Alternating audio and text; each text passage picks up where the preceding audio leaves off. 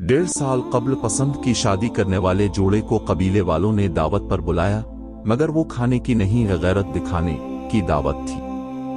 दोनों को ले जाकर एक चटियल मैदान में खड़ा कर दिया जाता है।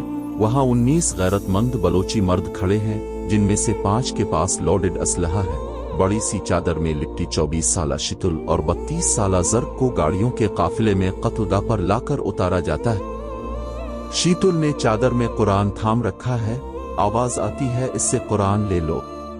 वो कबीले के एक मर्द को कुरान थमाकर ये कहते हुए सुकून से आगे बढ़ती है, सिर्फ गोली मारने की इजाजत है, यानी जिरगे में गोली की तय हुई है। हमें मार कर चील कुआहे को न खिलाना, न घसीटना, न ही संसार करना। शरई निकाह क्या, जिना नहीं। जबकि गोली के लिए भी उसकी इजाजत तलब ही कब की गई थी से तो फैसला सुनाया गया था। वो कत्लगाह की जानिब खुद बढ़ी।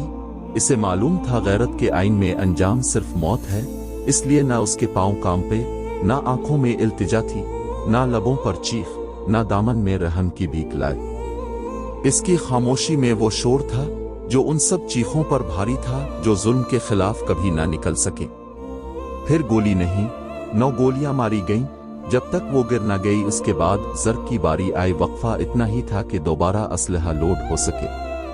मजीद लिखने को कुछ भी नहीं है। वहां लिखा भी किया जा सकता है जहां इस कत्ल को जस्टिफाई करने वाले मौजूद हों, जहां कोर्ट में, घर में, ससुराल में जाकर राजी नामे के बहाने अपनी ही बच्ची को, चाहे नौबियाहता हो, हामिला हो या बच्चों वाली हो, भून दिया जाता है, सिर्फ इस एक जुर्म पर कि इसने मनपसंद इंसान से निकाह किया। और मौत से कम सजा पर तो गैरत को चीन नहीं आता। इस बेगैरत बलोच कबीले की गैरत को सलाम, जो गैरत के नाम पर अपनी ही बेटी को बेगैरत मर्दों के मजमे के सामने लाए और मैदान में खड़ा करके गैरत की पग पर एक और कलगी सजल पगड़ी। गैरत और बंदूक के सामने एक और शीतुल हार गई, मगर सवाल छोड़ गई, नायुन ज़ैनब कात न लेता कि किस गुनाह पर मारी गई।